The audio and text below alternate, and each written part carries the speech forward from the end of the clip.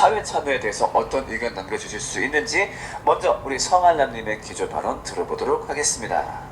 네, 신학적인 이유로 개신교를 선택 안 한 것도 있지만 저는 사회적 문제에 대한 개신교의 실망스러움이 없다고 한다면 이 토론을 보시는 비그리스도인 분들이 저에게 솔직하지 못하다고 비판할 것 같습니다. 네, 솔직히 한국 개신교에 너무 실망스럽습니다. 솔직히 어디 가서 나도 기독교다 라고 말하기 부끄러워집니다. 차라리 저는 천주교인이에요 라고 하는 게 더 자랑스럽습니다. 코로나 전만 해도 성적 문제, 범죄 문제, 돈 문제, 정치 문제, 교회 세습 문제 이런 거 일으키는 목사들을 일부라고 개신교는 변호했습니다. 전 그걸 믿었습니다. 그 일부를 나름 비그리스도인들에게 대신 변호해주기도 했습니다. 근데 정말 일부입니까?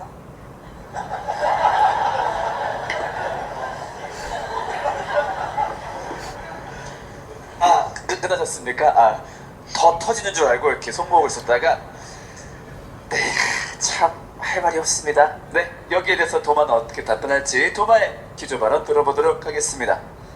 교황이랑 마리아 토론에서는 제가 신나게 패다가 이제는 두들겨 맞는 포지션인데 두들겨 맞아야 된다고 생각합니다. 그러니까 저도 동의해요. 그러니까 제가 아까 그 가톨릭의 일부 해석들이 좀 무리수다, 너무 같다라고 이야기를 했잖아요. 근데 마찬가지로 저는 일부 개신교가 보이는 모습들, 일부란 말 빼겠습니다. 개신교가 보이는 모습들이 무리수라고 생각합니다. 개신교가 이제 사회 참여 영역에서 욕을 많이 먹는 이유는 뭐 돈 문제도 있고 성 문제도 있지만 저는 이제 유튜브에서 되게 극단적인 발언을 일삼고 그거로 인해서 인기를 얻고 싶어하는 개신교 목회자들이 있기 때문에 그렇다고 생각하거든요. 저는 이게 사회 참여와 사회 참여와 관련된 모든 문제의 근본 핵심이라고 생각합니다. 차 목사님 얘기한 거 아닙니다. 네, 근데 음지에서 되게 양으로 음으로 묵묵히 빛과 소금의 역할을 담당하시는 진짜 좋은 목회자들이 많이 있거든요. 그래서 그러니까 사회복지에서 기독교가 빠지면 진짜 큰일 난다라고 할 정도로, 그래서 저는 그런 방식의 사회 참여가 정말 우리가 가야 할 길이고 예수님이 알려주신 방식 아닌가라고 생각합니다. 저는 지상에서 하느님 나라를 건설하기 위해선 그리스도인들의 사회 참여를 더 권장해야 된다고 생각합니다. 근데 문제는 개신교의 방식, 수단입니다. 사랑보다는 혐오를 기반으로 한 집회, 시위를 하고 1027, 사랑제일교회 정가운 집회, 세이브 더 코리아, 퀴어 반대 시위 등등, 문제는 이걸 예배라고 포장하고 이곳에 동의하지 못하는 그리스도인들은 구원받지 못한다면서 윽박 지르기까지 합니다. 가톨릭 교리서에선 목적이 수단을 정당화하지 못한다고 분명히 말합니다. 선한 행동은 의도와 방식, 그러니까 목적과 수단이 모두 선해야 선한 행동입니다. 그런데 개신교인들은 본인들의 목적, 하느님의 뜻을 이루기 위해선 다소 과격한 방식을 사용해도 인기를 끌려고 그렇게 하신다고 말씀하셨는데 그런 방식을 사용해도 괜찮다고 말하는 것 같아요. 다른 목사님들은, 엠마오님은 잘 모르겠지만요. 잘 모르겠다고요? 과연 그런 과격한 방식을 비그리스도인들이 선하다고 봐줄 것 같나요? 일단 네, 여기까지 네. 보고 어떠셨는지 좀 세시네요. 좀 세게 말했죠. 네. 참. 근데 약간 우리가 계속 좀 뭐랄까 공격을 받고 답하는 입장이었다가 그렇게 하시니까 한편으로 또 좀 시원하기도 하고 한편으로는 좀 센데 싶기도 하고. 근데 제가 왜 좀 세다라고 생각을 했냐면은 사실 교회 안에서 어떤 그런 스캔들, 도덕적인 문제들은 사실 이제 한국에서는 개신교가 좀 공격을 많이 받고 있지만은 뭐 당연히 좋은 일을 하시는, 숨어서 하시는 분들도 당연히 많거니와 이 담론의 범위를 교회사 그리고 전체 교회로 넓히면은 여기서 자유로운 데는 사실 아무도 없거든요. 사실 이걸로 파고들면은 사실 같이 죽자는 겁니다. 근데 이제 물론 이제 이건 약간 좀 컨텐츠인 측면도 있으니까 네네. 잘 그렇게 짚어주신 것 같아요. 저는 이거를 통해서 제가 할 수 있는 이야기 또는 가톨릭에 대해서 뭔가 할 수 있는 이야기가 뭔가를 했을 때 가톨릭의 사회교리에 대해서 조금 더 이야기를 하고 싶었어요. 네, 그리고 사회에 대해서 우리가 이제 더 중요하게 이야기해야 된다. 그래서 방금 전에 목적이 수단을 정당하지 못한다라는 가톨릭 교리서의 구절도 인용을 하면서 가톨릭 교회는 이런 교리들을 통해서 사람들에게 이런 가르침을 주는데 너희들은 거의 그런 게 없지 않냐, 획일화된 어떤 사회교리를 제시하고 있지 않는다라는 점을 좀 제시하고 싶어서 그런 식으로 변전하면 좋을 것 같다라고 생각을 했습니다. 이것도 하나 또 생각이 난 건데 네. 사실 우리가 퀴어 얘기도 나왔지만 사실 동성애라든지 낙태라든지 트랜스젠더 문제라든지 그래서 소위 예민한 현대적인 어떤 윤리 담론에 대해서 사실 복음주의권과 우리 로마 가톨릭 교회가 뭐 이렇게 좀 깊게 들어가면 다르겠지만 그래도 전반적인 큰 틀에서 입장이 동일하거든요, 사실상. 그래서 그 부분에 대해서는 어떤 측면에서는 좀 연대하고 협력해야 될 필요도 있지 않나 하는 생각을 또 개인적으로 또 해보게 됩니다. 네, 그렇습니다. 그래서 이어서 고요. 네, 그러니까 이런 게 있어요. 그러니까 구조적인 문제를 좀 얘기해 보자면, 그 가톨릭은 중앙 집권적이잖아요. 근데 개신교는 일단 교단도 많고 교파도 많다 보니까 중앙에서 관리하고 이런 구조가 아니에요. 그러니까 비유하자면 프랜차이즈는 그나마 품질 관리를 하잖아요. 뭐 프랜차이즈가 어디가 막 유독 맛있다 이런 건 없지만, 근데 동네 맛집은, 그러니까 동네 식당은 편차가 너무 심해요. 그러니까 좋은 곳은 너무 맛있고 좋지만 위생 관리 안 되는 곳은 진짜 지금 당장 문 닫아도 이상하지 않아요. 그래서 그런 어떤 개신교의 다양성이 장점이자 동시에 사회 참여에 있어서는 지금은 좀 저는 단점으로 드러나고 있다 이렇게 생각합니다. 사실 저는 아까 맨 처음에 토론했던 교황 토론이 이것과 좀 연결된다고 생각을 해요. 방금도 말씀하셨듯이 중앙 집권화되지 않고 여러 개로 나눠지고, 또 아까 성경 해석 문제도 있는데 예수 그리스도가 본질이고 나머지는 다 격가지야 라는 인식 자체가 이런 사회 문제에 대해서도 그것을 격가지로 치부해버리고 어떤 것에 하나된 어떤 사회적 진리나 가치관을 제시하지 않고 너넨 그렇게 해, 우린 이렇게 할게 라는 식의 너무 다양한 또는 너무 발산되어 버린 그런 사회적 진리, 그러니까 사회적 진리를 너무 내세우고 있지 않나? 그런 것이 문제가 아닌가? 맞는 말씀이고요. 저는 이게 시대의 흐름도 있다고 생각해요. 그러니까 무슨 얘기냐면, 지금의 한국 교회는 극단적인 얘기를 할수록 유명세가 생기고 돈이 모이는 구조입니다. 제가 봤을 때 그렇습니다. 그러니까 이게 유튜브나 인스타 같은 SNS 영향력이 90%라고 생각하거든요. 그러니까 왜냐면 옛날이라고 해서 극단적인 얘기하고 선동하는 사람이 왜 없었겠어요. 근데 그때는 유튜브라는 동시다발적으로 퍼져나가는 매체가 없었습니다. 뭐 기껏해야 뭐 그냥 카세트 테이프로 퍼져나가고 그랬던 건데, 지금은 유튜브가 나오면서 이게 폭발력이 100배 이상 늘었어요. 실제로 제가 유튜브를 하면서 느끼는 게 뭐냐면, 경제 쪽 유튜브를 하는데 그냥 평이하게 얘기하면 조회수가 안 나와요. 뭐 청년 도약계좌 나왔습니다 이러면은 조회수가 안 나오는데, 대한민국 경제 개폭망 이러면 조회수가 진짜 폭발합니다. 그러니까 저는 이게 진짜 너무 슬프면서, 제가 실제로 겪은 예시가 두 가지가 있는데, 이거는 좌우를 막론하고 평소 제가 되게 친하게 지냈던 어떤 진보 쪽 목사님이 계시거든요. 근데 이분이 팟캐스트 같은 걸로 되게 유명해졌어요. 그러고 나서도 잘 하셨는데 이제 조국 사태 거치고 나면서 구독자가 10,000명에서 80,000명이 된 겁니다. 그러니까 이분이 폭주하기 시작하더라고요. 제가 뭐 다 얘기할 수는 없지만 너무 막 좀 이거 아닌데 싶은데 옆에서 얘기해도 안 듣더라고요. 그리고 반대로 제가 잘 알지는 못하는 어떤 40대 목사님이 계신데, 그분 유튜브를 어쩌다가 이제 쭉 봤는데 이분이 몇 년 전, 한 3, 4년 전에 뭐 출애굽기 강의하고 레위기 강의하고 이런 건 조회수가 한 20회? 30회? 이렇게 나왔더라고요. 근데 어느 순간 이분이 정치 얘기를 딱 한 번 했는데 그것만 조회수가 1000회가 찍힌 거예요. 제 추측에는 이거 되는구나 하고 그때부터 좀 바뀌신 게 아닌가. 실제로 그 이후로 조회수가 엄청 나오고 발언도 극단적이고, 그러니까 저는 결국 이게 그 미라슬로브 볼프라는 학자가 뭐라고 얘기했냐면, 복음주의 지도자들은 연예인이 되어버렸다. 이게 가장 핵심적인 문제다. 그래서 우리는 연예인이 아닙니다.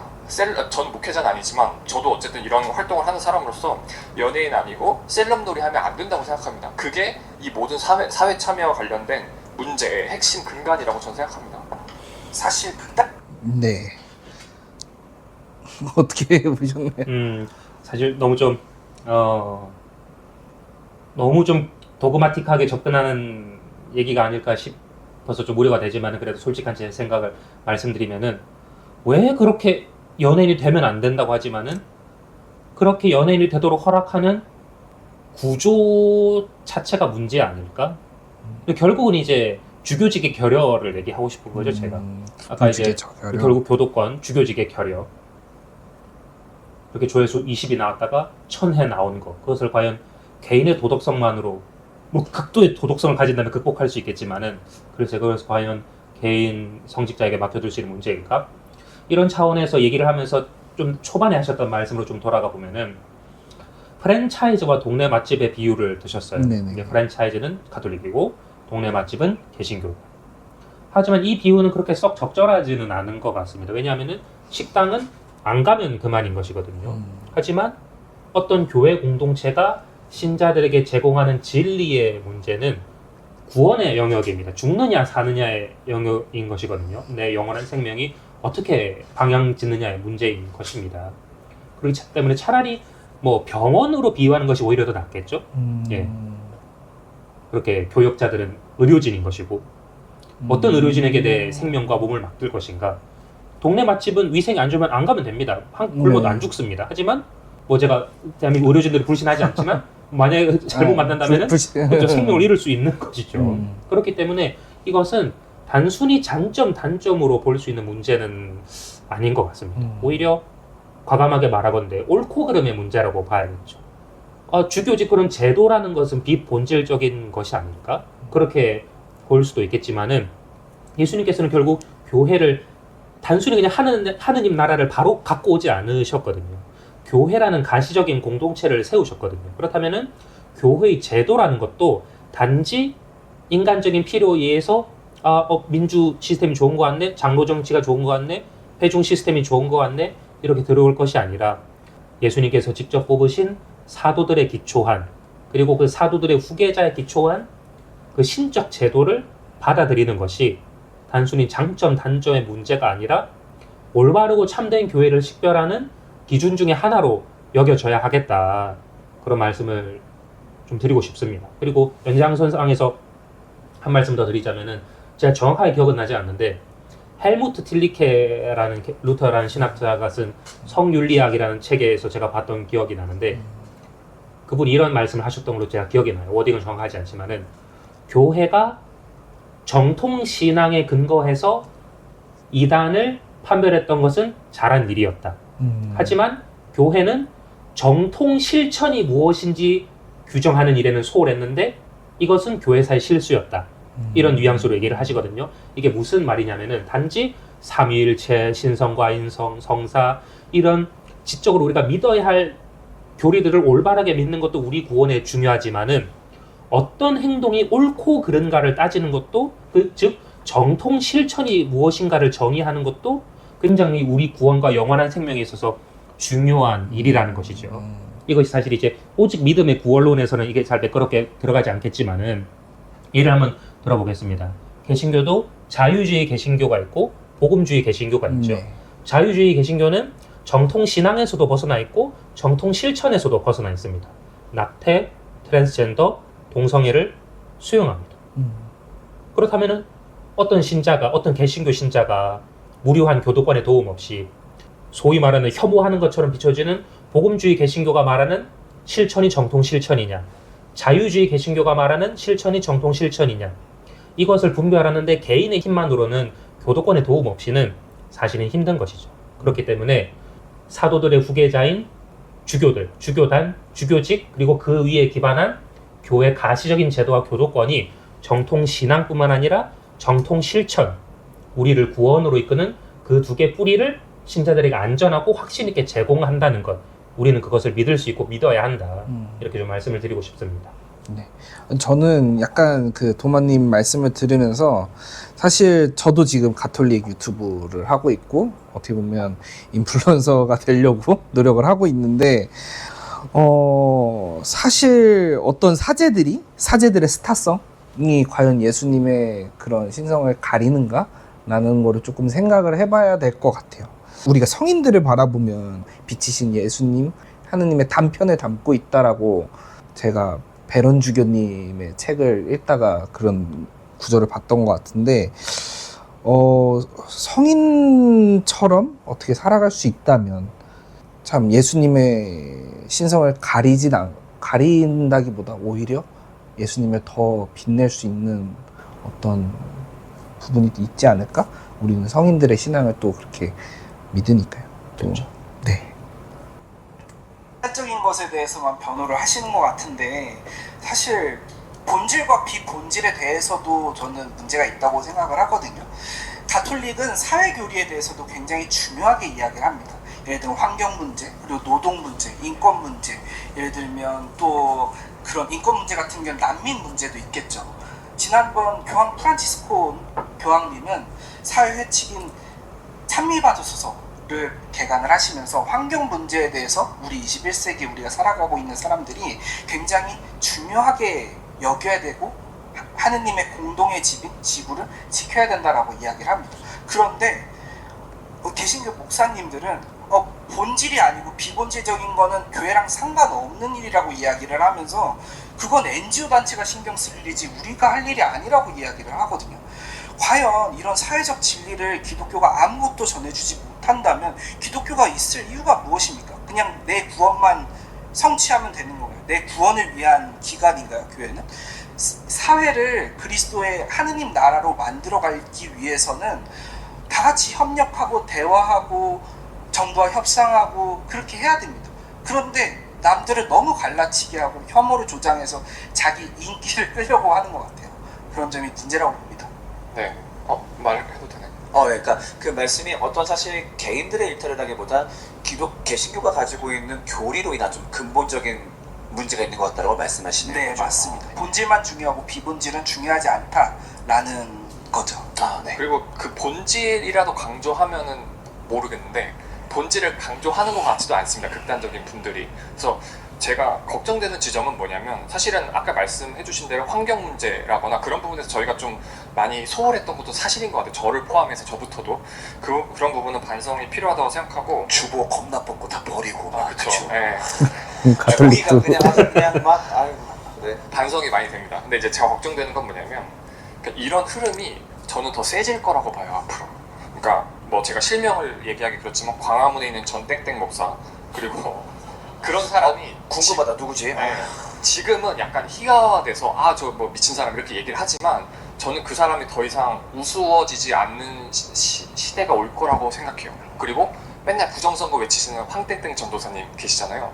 그런 분들 같은 분들이 정말로 대통령에 당선되는 시대가 진짜 올 수 있다고 저는 생각을 하거든요.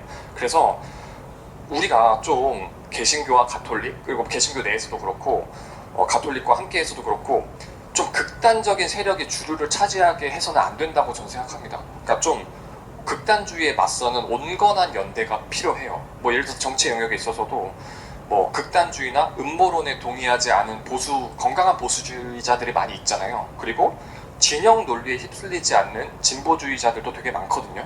그런 그리스도인들이 힘을 합쳐서 이 극단주의 세력을 정말로 극단 쪽으로 몰아내야 된다고 저는 생각합니다. 네. 잠깐만 중단할게. 긴급 요청이 들어와가지고 에어컨 좀 줄여달라고 것 같아가지고 우리 진행팀 에어컨 온도 한 1.5도만 올려주시면 좋을 것 같습니다. 에어컨도 좀 온건하게 해주시면 좋을 것 같아요. 그렇죠. 사실 요 주제 같은 경우는 막 이렇게 맞짱이 되기보다는 저희도 인정하고 좀 그렇게 나가야 되는 것 같다라고 좀 얘기하는 분위기인 것 같아요. 그래서 혹시 제가 약간 좀 기독교, 개신교 변론을 하나만 좀 해도 될까요? 약간? 제가 참 재밌는 게 뭐가 있었냐면요. 왜 그렇게 개신교는 문제가 많고 천주교에 비해서 더 부각되는 문제가 많을까라고 했을 때 제가 재밌는 거 봤던 게 있었는데 전 제가 군대에서 군목으로 복무했거든요. 그러면 군종 전문이다 보니까 신부님도 계시고 저희 목사님들도 있을 거 아니에요. 근데 제가 근무하던 시기에 똑같이 문제가 터졌어요. 그러니까 개신교 성직자 중에 한 명이 성비를 저질렀고 또 동시에 천주교 성직자분이 성비를 저지르신 거예요. 근데 너무 재밌는 건 두 집단의 대응 방식이 달라요. 목사가 성비위 터지니까 재밌는 건요. 같은 목사가 고발을 하더라고요. 제보래요. 제가 이렇게 했대요. 막 하는 거죠. 왜냐면 서로 교파가 다르기도 하고 하다 보니까 막 이르는 거죠. 근데 천주교는 되게 약간 좀 무서웠던 게 엠바고가 빠바박 가요. 그래서 그 문제가 진짜 빠르게 덮였어요. 그래서 개신교 같은 경우는 그게 뉴스 기사도 한동에 났던 걸로 기억하는데 천주교도 사실 똑같은 일이 벌어졌는데 천주교는 일을 좀 미안합니다. 일을 감추는데 확실히 빠르더라고요. 이게 중앙 집권적이다 보니까. 그래서 어쩌면 천주교의 그런 중앙 집권적 힘 덕분에 많이 드러나지 않았던 걸 수도 있다라고 저는 조금은 변론을 하고 싶거든요. 혹시 여기에 대해서 좀 의견 있으실까요? 뭐 가톨릭에도 그런 성 문제나 뭐 돈 문제 이런 문제들을 일으키는 신부님들이 많이 계십니다. 외국은 엄청 심각하잖아요. 그쵸? 외국도 심각하죠. 매우 심각하죠. 이제 하지만 그런 것을 덮는 것이 어찌됐든 저는 예수님의 이름을 더럽히지 않는 거다라는 생각도 들거든요. 우선 그런 생각도 들고 가톨릭은 대신에 어떤 신부가 정직되거나 면직되거나 하는 인사 이동에 대해서 전부 다 주보에다 공개를 합니다. 그래서 이 신부는 어떤 잘못을 저질러서 면직됐구나, 이 사람은 정직이 됐네 라고 오히려 공시하는 부분들에 대해서는 좀 더 공개적이고 투명하다라고 말씀드릴 수 있을 것 같아요. 네, 어쨌든 네, 우선 이 부분에 대해서 제가 좀 말실수를 한 것 같아가지고 사과를 드려야 될 것 같아요. 그리스도의 그런 거를 가리지 않기 위함이다라고 했던 거는 제 말실수였던 것 같고, 이것 때문에 이제 상처를 입으실 피해자분들이 있다고 한다면, 가톨릭 사제에서 피해를 입은 피해자분들이 있다고 한다면 제가 사과의 말씀 드리겠습니다. 제가 이야기하려고 했던 건 뭐였냐면, 이제 사제분들이 어쨌든 성체성사를 계속 집전을 하시고, 또 성체성사를 집전을 하시는데 그런 피해자 입장에서 그런 가해자인 신부가 계속 성체성사를 이제 하고 하면은 아무래도 분심이 들고 좀 성사 생활에 어려움이 들기 때문에 이제 일단은 먼저 피해자 가해자를 뭐 분리한다든지, 또는 사건을 객관적으로 조사를 해서 정확하게 확인하기 위한 어떤 교회의 조치들이 그런 폐쇄적인 것처럼 보이게 만들지 않았나라고 이야기를 했어야 되는 건데, 제가 그 부분을 조금 잘못 말했던 것 같습니다. 네, 이 부분 다시 사과드립니다. 그러니까 글쎄요, 가톨릭 사제들의 1%가 그런 걸 하느냐, 10%가 그런 걸 하느냐, 30%가 그런 걸 하느냐, 이런 식의 얘기는 좀 소모적인 것 같고 통계학에서 다룰 얘기고, 우리가 그런 것을 너무 전적으로 부정하고 덮어서도 안 되겠지만은 또 너무 과장된, 마치 모든 사제들이, 대부분의 사제들이 그런 것처럼 너무 과장되게 묘사하는 인식도 좀 글쎄요, 그런 것도 수용할 수 없는 것이죠. 그렇기 때문에 제가 처음에도 얘기했지만은 도그마만 교회만 가지고 얘기해야 합니다. 서로 어떤 어떤 목사님이 이랬다, 아니 너네들도 까보니까 더럽던데, 결국은 서로 같이 죽자는 거거든요. 피장파장에 오르죠. 이 주제로 토론을 하면은 소모적인 감정 싸움이지 건설적인 대화가 잘 되기가 힘듭니다. 같이 죽자는 거기 때문에 모두 교회는 인간으로 이루어져 있기 때문에 너무 당연한 얘기지만은 맞습니다. 거기에 다 한계가 있죠. 네, 그 정도 얘기를 드릴 수 있을 것 같습니다. 네네.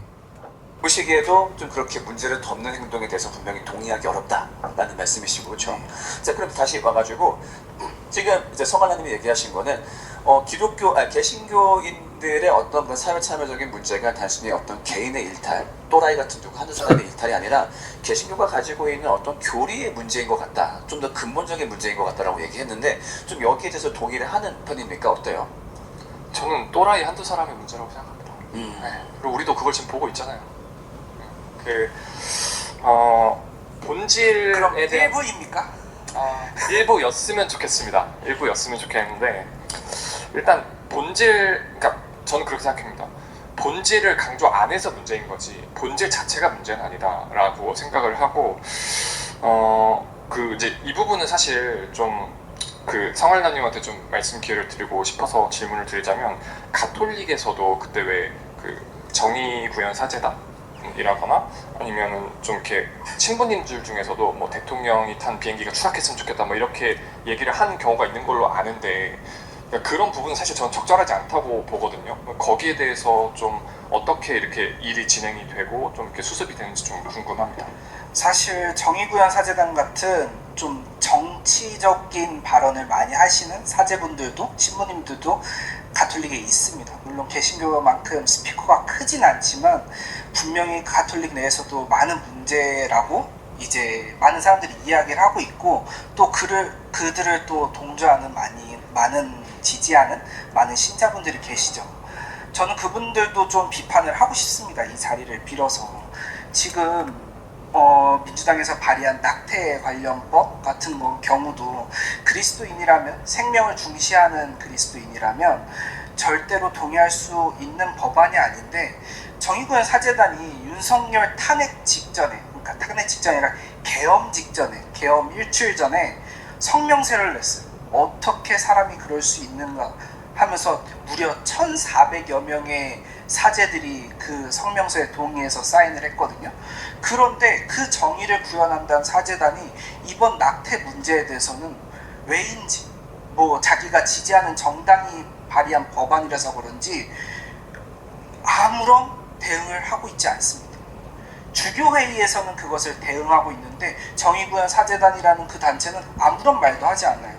가톨릭 교리서에 명확하게 나와 있거든요. 낙태는 잘못된 것이다 라고 이야기가 나와 있는데, 그 사제들은 가톨릭 교리를 따르기보다 오히려 다른 것들을 따르고 있는 것 같아요.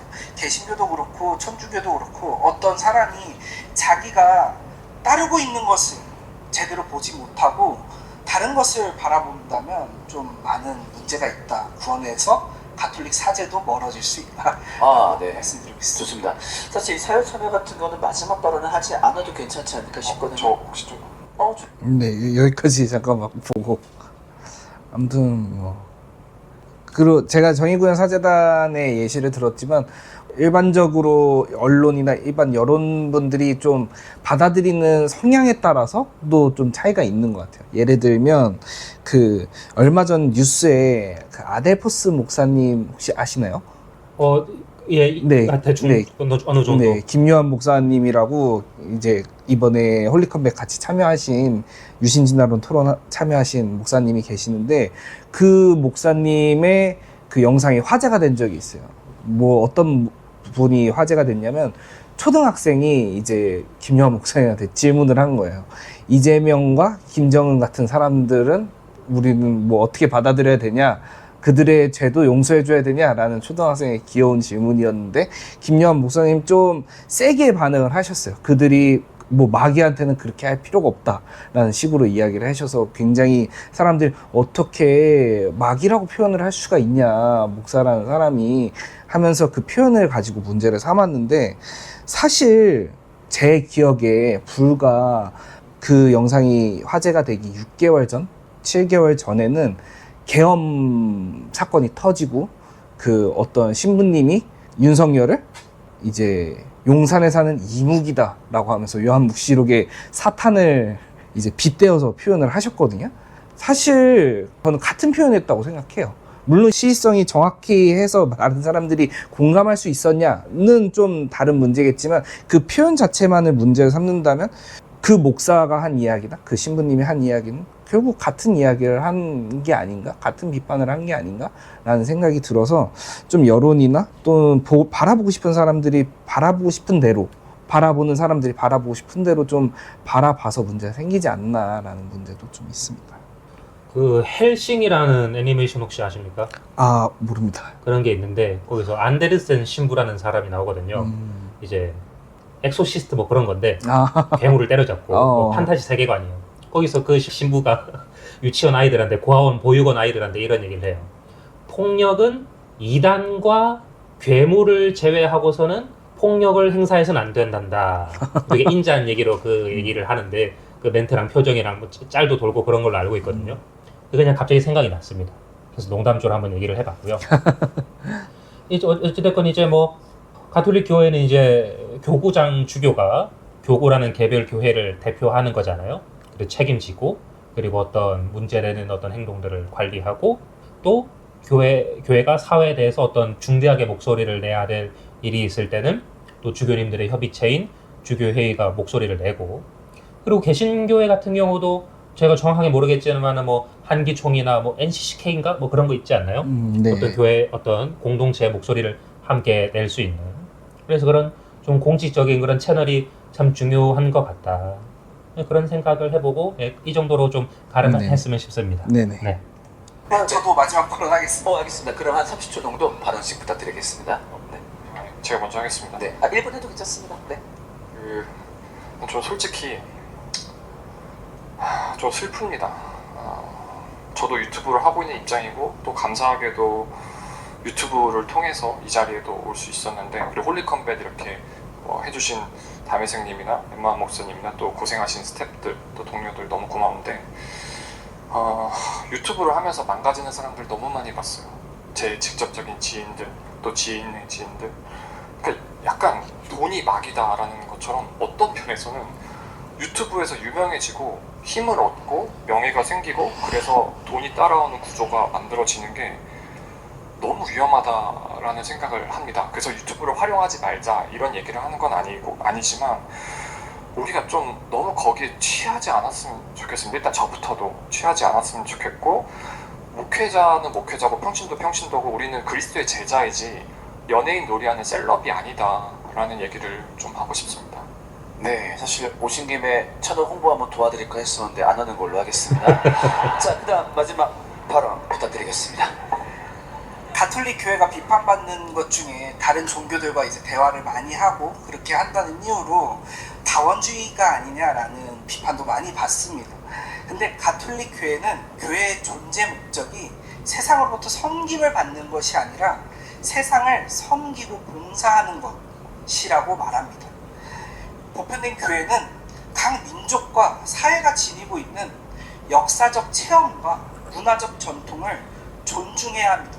그리고 타 종교들도 윤리적 선과 사회적 가치를 지니고 있습니다. 그렇기 때문에 우리는 그들과 보편 가치를 구현하기 위해 대화하고 협력해야 한다.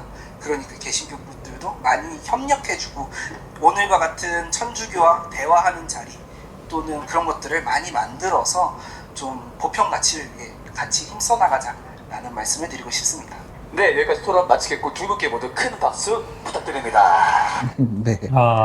아, 거의 이제 드디어 끝났네요. 예. 정말 길었습니다. 마지막 어, 멘트는 어떻게 보셨는지. 마지막 멘트 중에 교회의 목적은 세상으로부터 섬김을 받는 것이 아니라 세상을 섬기고 봉사하는 것이다. 네. 이렇게 멘트 말씀해 주셨잖아요. 네. 이게 아까 성모님의 시선으로 성경을 보자. 이거랑 거의 동급으로 저의 마음을 좀 울리고 좀 마음에 와 닿았습니다. 아마 이게 바티칸 제2차 공의회의 사무권장에 나와 있는 네. 말인 걸로 알고 그쵸. 있습니다. 아까는 교이고 이번엔 사묵이네요. 이게 축이 균형이 좋은 거, 밸런스가 좋은 것 같습니다. 그리고 아까 이제 아까쯤에 이제 도마 형제님께서 이제 어떤 뭐 중도 우파 연대, 뭐 독일 기민당 약간 그런 느낌의 그런 어떤 말씀을 해주셨지만은 이렇게 이제 공통 가치 안에서 협력하고 서로 대화하는 게 네네. 이런 기회들이 참 중요한 것 같아요. 사실 우리가 잘 알고 친한 사람들은 저 사람이 뭔가 실수를 하고 나한테 뭔가 서운하게 해도 저 사람이 오늘 뭐 피곤했는가 보다 뭔가 사정이 있는가 보다 바쁜가 보다 그렇게 이해를 할 수 있잖아요. 그러니까 결국은 참 자주 만나고 대화하면서 소위 말하는 랍보 그러니까 친밀해지는 게 참 중요한 것 같아요. 이 개념들을 나누는 것도 중요하지만은 저는 그래서 제 개인적인 생각은 이게 어찌됐건 타이틀이 VS 해가지고 홀리 컴뱃부터가 벌써 컴뱃이잖아요. 맞아요. 이런 어떤 예능적인 재미를 추구하는 것은 물론 이제 이해하고 당연히 어떤 그런 측면도 필요하겠지만은 논쟁보다는 대화의 기회가 좀 더 많았으면 좋겠어요. 누가 뭐 해서 뭐 이기고 뭐 누가 뭐 성공을 하고 이런 것보다도 그냥 어떤 주제를 놓고 이런 주제에 대해서 나는 이렇게 알고 있는데 맞습니까? 서로 좀 대화를 하는 장이 좀 많아졌으면 좋겠다라는 생각이 들어요. 물론 그건 이제 물론 수익성이 좋지는 않겠죠. 물론 하지만 어찌됐건 제 느낌은 그렇습니다. 저도 그 교회 일치 운동에 대해서 가톨릭 교회도 굉장히 중요하게 이야기를 하고 또 개신교식으로 표현하면 에큐메니컬 운동이라고 얘기를 하잖아요. 저는 이 행사에 저도 참여한 것 중에 하나가 이제 교회 일치 운동이 이런 대화 그리고 서로의 차이를 이해해야 서로가 어떤 것이 같고 어떤 것이 다르고 이야기를 할 수 있다고 생각을 하거든요.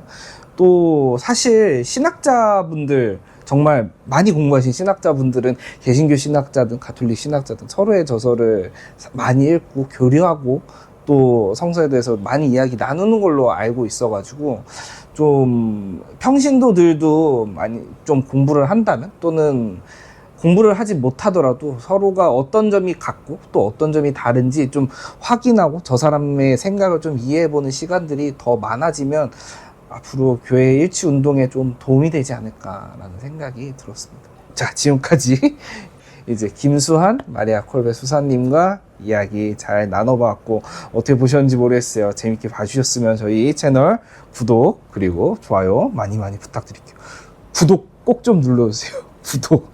저희 구독 안 한 비율이 90%가 넘어요. 제발 구독 좀 눌러주세요. 네, 지금까지 성알람 채널이었습니다. 감사합니다. 감사합니다.